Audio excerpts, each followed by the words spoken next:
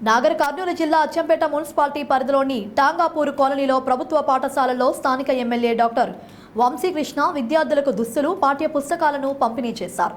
ఈ సందర్భంగా ఆయన మాట్లాడుతూ ప్రభుత్వ పాఠశాలను బలోపేతం చేసేందుకు ప్రభుత్వం కృతనిశ్చయంతో ముందుకు పోతుందని తెలిపారు.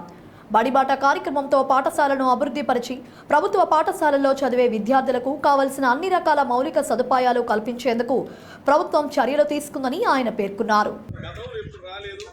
ముఖ్యమంత్రి గారు కూడా డిజిటల్గా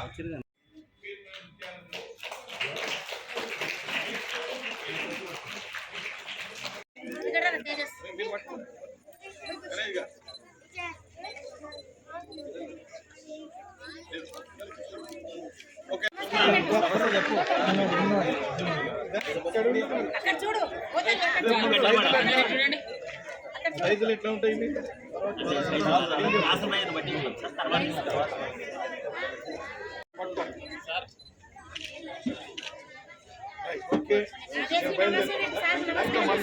సార్ సత్య సార్ మీ తీసుకురండి తొందరగా, సార్ మీ తీసుకురండి తొందరగా.